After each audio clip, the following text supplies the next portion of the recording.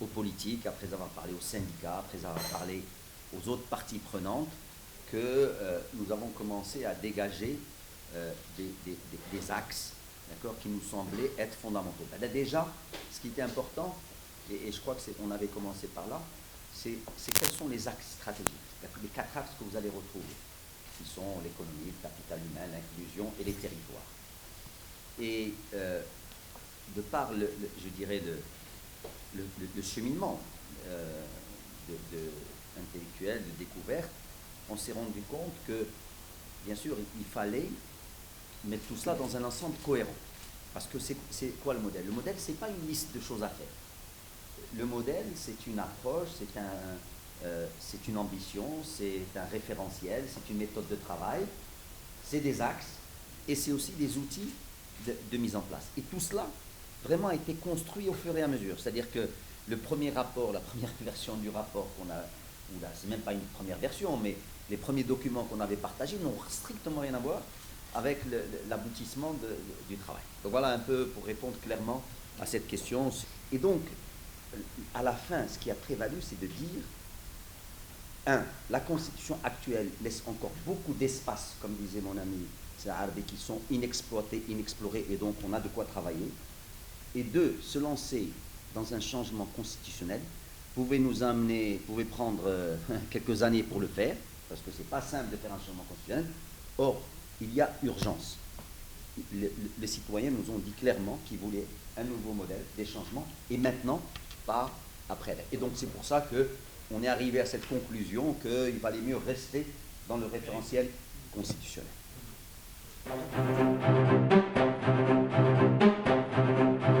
Alors, pour le dire en fait, réponse en 2 temps. En fait, lorsque le Covid a surgi, on avait déjà posé les bases des axes du nouveau modèle, et l'essentiel était déjà dans notre diagnostic et dans les axes de transformation qu'on avait identifiés. Alors évidemment, le Covid a révélé des faiblesses de manière accrue, il a jeté une lumière crue sur certaines lacunes ou faiblesses ou retards du Maroc, notamment dans le domaine de la santé, dans le domaine du digital, dans le domaine de l'éducation bien sûr et de la connexion des écoles. Il a révélé aussi la problématique des inégalités, la question, c'est la radio pourra en parler davantage, la nécessité des filets sociaux, etc. Donc ça a révélé beaucoup de choses, et puis ça a soulevé, ça a mis en lumière d'autres thématiques comme par exemple la souveraineté productive, alimentaire, pharmaceutique, etc. Donc la plupart des thèmes étaient en germe dans nos réflexions, et elles ont mûri. C'est bien cette phrase. Ouais. En germe, elles ont mûri dans le contexte du Covid, et donc on a pris plus de temps pour approfondir certaines idées qu'on avait déjà esquissées dans le cadre du Covid. Donc c'est plus une confirmation des options qu'on avait prises et un approfondissement plus qu'en réalité des perspectives nouvelles qu'on a ouvertes. Plus de nouvelles opportunités. Par exemple, quand on dit demain l'industrie pharmaceutique ou là, tout ce qui est médical, d'accord, devient une option forte pour nous, eh bien parce que le Covid était passé par là.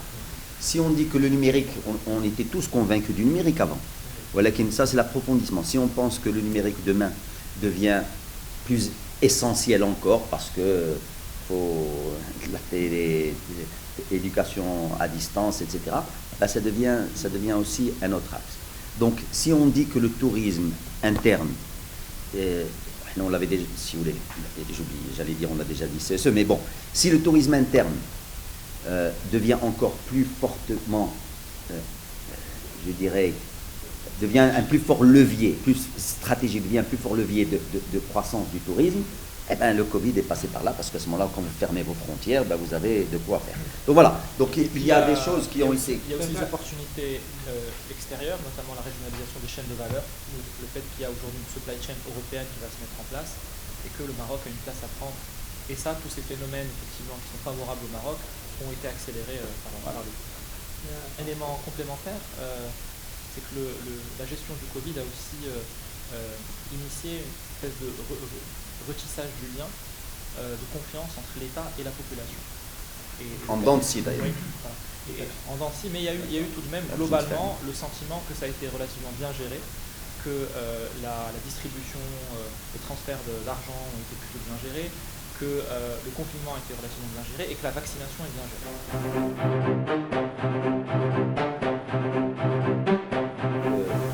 Quand on arrive à la fin de, si vous voulez, on dit voilà quels sont vraiment les problèmes de l'économie marocaine, d'accord? Et voilà ce qu'il faut faire, c'est encore une fois un processus d'écoute, de dialogue, d'abord avec les opérateurs économiques, hein, c'est évident, avec des institutions internationales qui ont des benchmarks, qui comprennent ce qui se passe dans les différents pays, et bien sûr une discussion très forte entre nous, parce que nous avons des gens qui sont, je dirais, des spécialistes dans ce domaine-là, vu leur fonction. Et à la fin, on dit, bon, bah, très bien, finalement, on parle de quoi? On dit, quand on regarde aujourd'hui notre croissance, elle est assez faible, et donc on pense que si on est... D'abord, non seulement on pense qu'il faut aller à 6%, mais ça devient même une obligation d'aller à 6%. Une obligation, si on veut créer assez d'emplois, on parle de 100 000 emplois par an, hein, peut-être qu'on ne l'a pas assez précisé sur quelques machins. Si on veut financer tous les engagements sociaux qu'il y a dans le modèle, eh bien c'est 6%, et ce 6% est baqué par ce qu'on a appelé les gisements de prospérité, ou les potentiels de prospérité qui ne sont pas aujourd'hui faits au Maroc. Et on dit il faut, pour ce faire, il faut qu'il y ait des acteurs capables de le faire. Et donc ces acteurs capables de le faire, il faut qu'ils modernisent, il faut qu'ils diversifient, il faut qu'ils arrivent à monter en gamme, il faut qu'ils s'internationalisent, parce qu'aujourd'hui le tissu n'est pas capable de faire cela, et donc il faut une vraie révolution entrepreneuriale. La Arja, on a appelé ça Arja, ou là on peut l'appeler comme on veut, et c'est à partir de là qu'on construit. On dit, ben, pour que ça se passe, qu'est-ce qu'il faut? C'est là où vous allez trouver la sécurisation de l'initiative privée, c'est là où vous allez trouver le choc de compétitivité, c'est là où vous allez trouver l'orientation des acteurs vers tout ce qui est secteur productif. Il faut que les gens aillent vers des produits qui sont soumis à concurrence internationale, et c'est là où vous allez trouver tout ce qui est le quatrième point,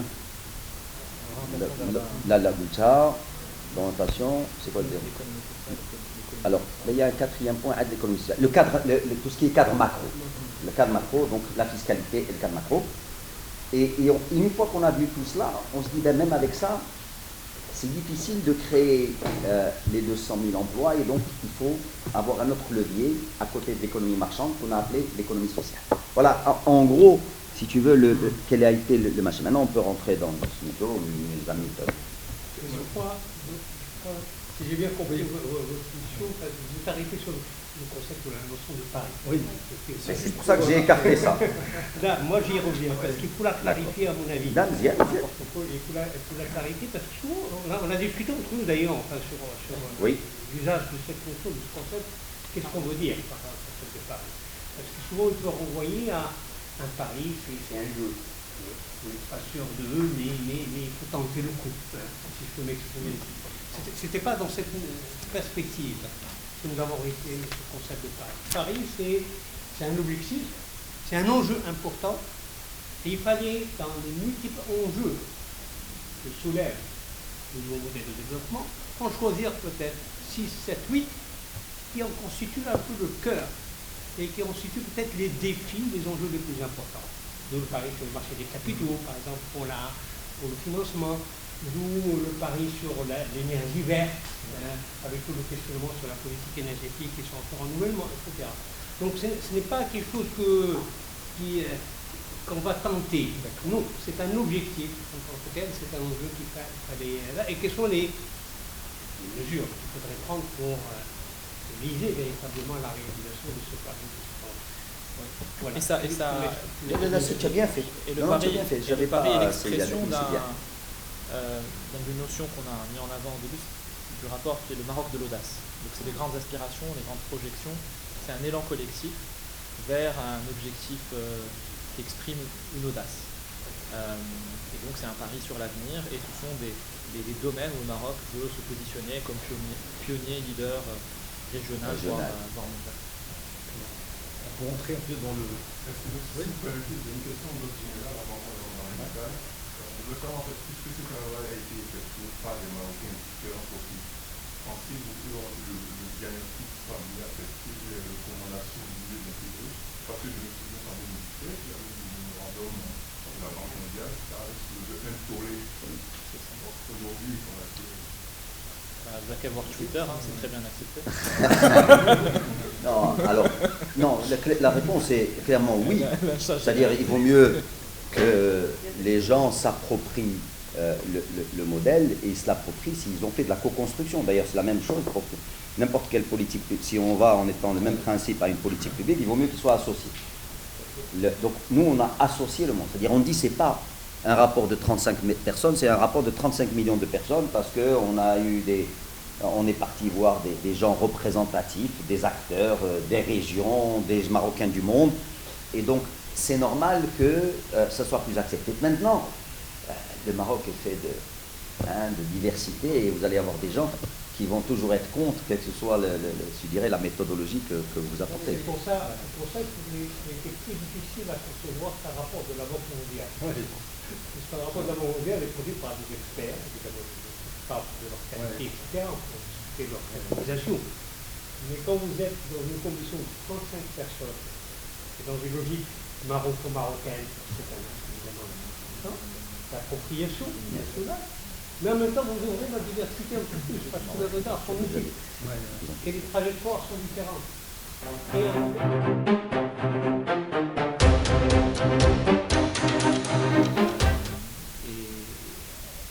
Si on veut effectivement, c'est notre ambition collective, et d'accélérer de manière très importante la croissance économique, et de franchir un nouveau palier, qui serait un palier où la croissance s'installerait durablement autour de 6%. En moyenne. On passerait effectivement d'un niveau aujourd'hui tendanciel qui est de 3,5%. Donc c'est un saut de croissance qui est très important, mais qui n'est pas inatteignable. D'autres pays l'ont fait, je pense par exemple à la Turquie ces 10 dernières années, c'était à peu près le rythme de croissance, la cadence de croissance moyenne. Donc on a cette ambition collective. Lorsqu'on regarde les sources de la croissance, on analyse d'où vient la croissance. Donc la croissance a 3 moteurs principaux, l'accumulation de capital, le travail et le progrès technique. Là où le Maroc effectivement pêche de manière importante, la source de croissance qui manque de manière importante au Maroc, c'est surtout les gains de productivité. Alors, par ailleurs, en termes d'accumulation de capital, le niveau d'accumulation de capital au Maroc est important, mais on se distingue d'autres pays dynamiques par le poids que représente le secteur public dans l'accumulation de capital, c'est dans l'investissement national. Donc, si on chiffre par exemple là-dessus, au Maroc, vous savez comment ils font pour calculer? Ils disent c'est entre 40 et 50%, parce qu'on en voit la FDCF, mais les pas, le privé, on ne mesure pas, on le fait par déduction. On est à 40-50%, en Turquie ils sont à 80% sur le secteur privé. Donc on a effectivement une spécificité marocaine où le poids du secteur public, État et établissement, les EEP, pèse beaucoup. Donc l'enjeu, si vous voulez, en termes de source de la croissance, l'enjeu macroéconomique de cette accélération de la croissance, c'est de renforcer les gains de productivité, et de manière très substantielle, probablement les tripler, donc passer de 1% par an à 3% par an. Voilà, c'est vraiment des ordres de grandeur. Et aussi, le deuxième enjeu, c'est de faire augmenter la part du secteur privé dans l'accumulation de capital, et notamment l'investissement productif. Si tu permets, il y a un troisième enjeu, c'est la part du travail aussi, notamment les femmes qui doivent, je dirais, intégrer le MEDEC, parce que si tu as la moitié de ta population qui ne participe pas, cette partie travail aussi reste... C'est ça, et on a un enjeu de taux de participation, de taux d'emploi d'une manière générale. Donc à partir de là, on se dit, finalement, si l'enjeu c'est effectivement le cœur de l'histoire, le moteur de la croissance, ça va être les gains de productivité. Ce que l'on sait au regard de l'expérience internationale, lorsqu'on regarde les pays qui ont réussi à accélérer la croissance de cette ampleur-là, c'est des pays qui ont réussi une transformation productive. C'est-à-dire qu'on ne se développe pas et on ne croit pas en produisant davantage de ce qu'on fait déjà, mais on se développe et on croit en faisant des choses différentes et à plus forte valeur ajoutée. Et donc, le concept clé qu'on met en avant dans le rapport, dans la doctrine économique du rapport, c'est la transformation productive. Transformation productive, ça veut dire la montée en gamme, la diversification, la modernisation et l'internationalisation. Donc, c'est quatre axes de transformation productive. Ces axes, ces dynamiques de transformation productive, elles sont portées par l'entrepreneuriat. Par le secteur privé, principalement. Bien sûr, aux côtés du secteur public, des acteurs publics, de l'État, des entreprises publiques, mais le moteur de ces transformations productives, c'est le dynamisme entrepreneurial. Ce dynamisme entrepreneurial, il doit concerner non seulement les petites entreprises, les PME, mais également les grands groupes. Et on insiste là-dessus, qui doivent être des locomotives un peu plus dynamiques qu'elles ne le sont aujourd'hui dans la transformation productive. Elles doivent être porteuses d'exportation, de diversification, de montée en gamme, beaucoup plus qu'elles ne le font aujourd'hui. Alors, les grands groupes marocains jouent un rôle important dans l'économie, c'est évident, mais par rapport à ce qu'on voit dans d'autres pays émergents, plus dynamiques que le Maroc, les grands groupes privés dans ces pays-là ont un rôle transformateur beaucoup plus important.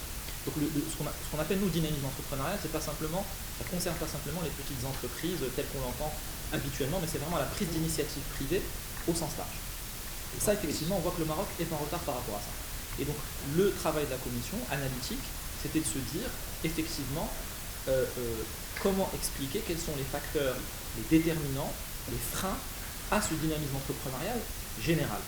Et à partir de là, donc on a identifié effectivement des barrières, des contraintes à ce dynamisme entrepreneurial. On a figuré ça en catégories de barrières. Donc il y a effectivement la question du coût de production. Alors commençons par le coût de transaction. Le coût de transaction, c'est-à-dire toutes les barrières réglementaires, administratives, le manque de régulation des marchés, tout ce qui est lié en général au rôle. La sécurisation, l'imprévisibilité, la justice, etc. Donc tout ce qui va constituer un risque transactionnel pour les entreprises.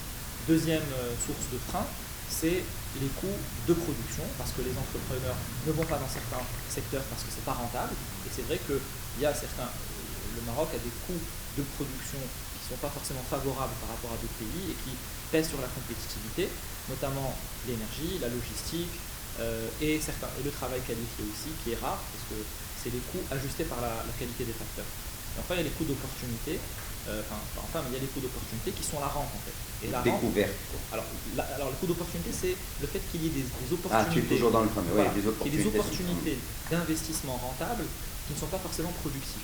Et ça, c'est la thématique de la rente qui est centrale dans le rapport, la concurrence de la rente. Et puis enfin, le coût de découverte, c'est-à-dire que les entrepreneurs ne vont pas dans certains secteurs parce que c'est trop risqué. La nouveauté est risquée. Ouais. Et donc ça nécessite un accompagnement public et une optimisation de nos politiques sectorielles et de l'orientation des activités économiques vers des activités productives par la rationalisation des incitations et un accompagnement en termes d'innovation, de montée en gamme et de manière générale en politique sectorielle.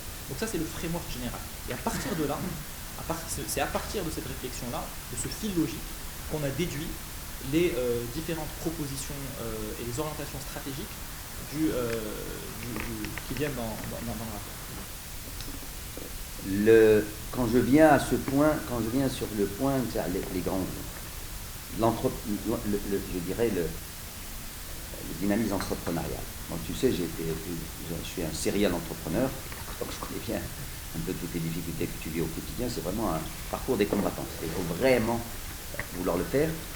Et en plus, quand tu es un petit entrepreneur, tu as moins de possibilités d'aller de faire de la découverte, d'aller vers ce qu'on appelle la montée en gamme, la diversification, même la montée en gamme.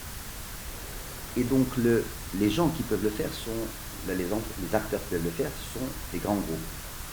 Et donc dans notre rapport, c'est un appel, d'accord, qui est fait aux grands groupes marocains de porter le Maroc dans cette transformation productive. On ne l'écrit pas aussi fortement que cela, mais c'est un très fort message qui est là-dedans. Et quand tu regardes, pour te donner quelques exemples, quand on prend la Turquie, j'aime bien citer l'exemple de la Turquie, c'est pas parce qu'ils ont un dynamisme, je dirais, économique juste exemplaire. Il y a un groupe qui s'appelle Koç. Le groupe Koç fait 10% du total des exportations turques. D'accord. C'est un groupe qui est dans l'automobile, qui est dans l'électroménager, il est dans le transmission. Vous y faites référence dans le rapport, me semble-t-il. C'est cité quelque part. J'ai vu forcément. Ou là, peut-être tu l'as lu dans Média 24. Mais quand j'ai fait avec là. Ah, j'en ai parlé lors de Rina, c'est bravo. Oui, absolument. Absolument. Donc, quand on prend les constructeurs automobiles, sur 5 constructeurs automobiles, il y a 3 qui sont faits en JV. Alors, un grand groupe, un grand constructeur mondial ne va pas venir s'associer avec un petit entrepreneur. Il va s'associer avec